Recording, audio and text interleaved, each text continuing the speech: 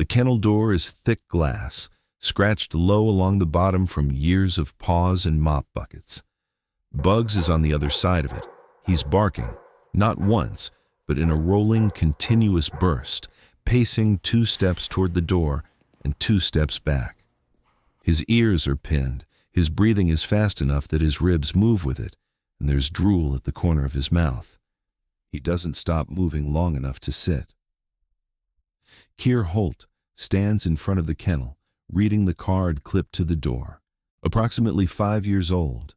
Mixed breed. Surrendered. He watches a moment longer. Bugs barks again, sharper this time, and takes a step toward the glass. Keir doesn't call him aggressive. He doesn't need the word. He steps back, looks down the road toward the next kennel, and keeps walking. He doesn't fill out an interest form.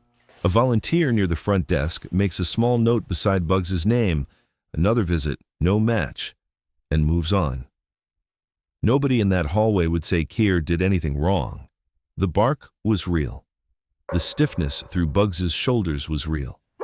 The way his eyes tracked every hand that passed the glass was real too. If this hallway were the only place Bugs had ever existed, that would be the whole story. It isn't. The file behind the front desk says something the hallway doesn't. Bugs lived in a home for more than 4 years before he came back here. A family, a yard, years of ordinary household routine. His previous family had described him as high energy and increasingly difficult to manage. That doesn't clear anything up. If anything, it makes Bugs harder to read. Maybe the kennel is showing people more of something that was already there. Maybe it isn't. Merritt Cade runs behavior evaluations here, and she's watched Bugs for several days from the same hallway Keir just walked through. Her notes are plain, not dramatic. Reactive at the barrier, elevated arousal, slow to settle when he settles at all. The notes are accurate. They just don't tell her enough on their own. So she changes the room. Bugs goes into what the staff calls the real-life room. Carpet, a couch, a door that closes instead of bars, no other dogs barking directly down the hall. No correction, no attempt to force a different response. The room changes first. At first, Bugs is still scanning. Every sound outside the door pulls his attention away from Merritt. After a while, his breathing eases. He takes food from her hand slowly enough that she notices the difference. When she says, "Sit," he does it immediately. Somebody had taught him that long before this room. He lies down, then gets up almost right away. On the next visit, he stays down longer. The visit after that, he shifts onto one hip and keeps his eyes half open while Merritt moves around the room. He's still tracking her, but not with his whole body. By the 3rd or 4th time in that room, he sleeps. Not for long. But now he's fully on his side, his weight no longer held underneath him, ready to move at the first sound. Nobody had seen him do that anywhere else in this building. If Bugs is already making you look at this differently, leave a like and subscribe. It really helps more people find stories like his. Merritt doesn't cross out her earlier notes. Reactive at the barrier is still true. Elevated arousal is still true. Slow to settle is still true too. It just isn't everything that's true. What changes is how much she expects those observations to tell her about Bugs on their own. A dog's behavior doesn't happen in isolation. Confinement, noise, discomfort, and unpredictability can all shape what a dog is able to show in a given moment. That doesn't make difficult behavior fake, and it doesn't mean we ignore it. It just means one room isn't always enough to understand the whole dog. One quiet room still can't answer the bigger question. Would any of this hold up somewhere that actually feels like a home? Tamsin Wren fosters some of the shelter's harder-to-place dogs, and she takes Bugs home a few days later. A blanket that smells like her own dog is on the passenger seat. Bugs stays pressed as far into the corner as the seatbelt allows. For the first couple of days, he mostly watches her from across the room. When she gets up, where she goes, when the other dogs move. Then, gradually, he starts closing that distance on his own. He follows Tamsin into the kitchen and lies against the cabinet while she cooks. He works out which of her two dogs he'd rather give more space. Around the same time most evenings, he starts waiting by the back door for the yard. One afternoon, he gets into a loaf of bread on the counter. Tamsin catches him in the middle of it. Bugs doesn't bolt or flinch. He just freezes there with bread in his mouth, watching to see what she does next. She laughs. He waits until she moves, then goes right back to what he was doing. He gets used to the dishwasher, too. The first week, the sudden start makes him leave the room. Later, he stays where he is. He learns the sound of Tamsin's car and begins meeting her near the door. None of it is remarkable on its own. That's the point. Ordinary was never something Bugs had much access to in a kennel hallway. After a couple of weeks, Tamsin starts wondering whether the shelter had been amplifying almost everything they were worried about. She mentions it to Merritt on the phone.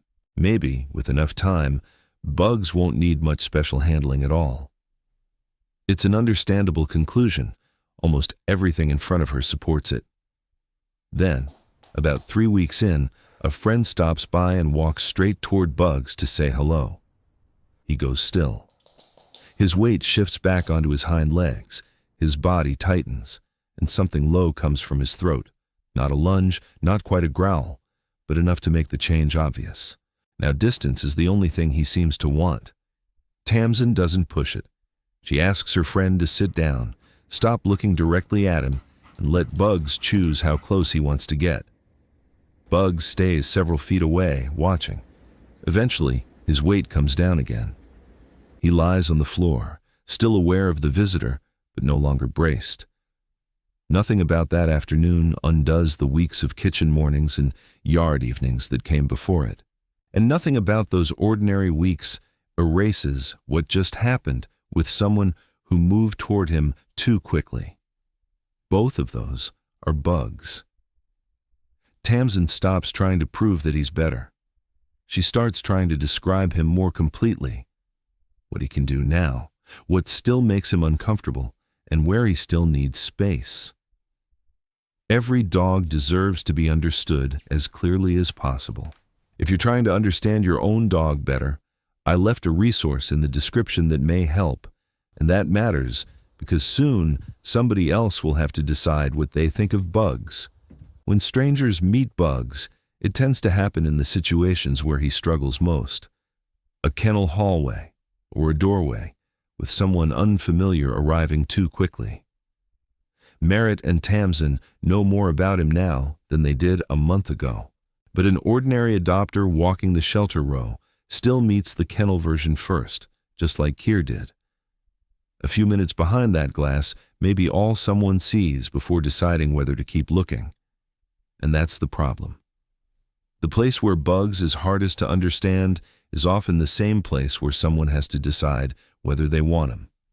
So when someone shows serious interest, Merritt stops making the kennel door the first introduction. For Bugs, those first meetings begin happening somewhere quieter, the real-life room when possible, or Tamsin's yard, where there's enough space for everyone to slow down. It doesn't solve everything. It just gives people a chance to see more of Bugs before they decide.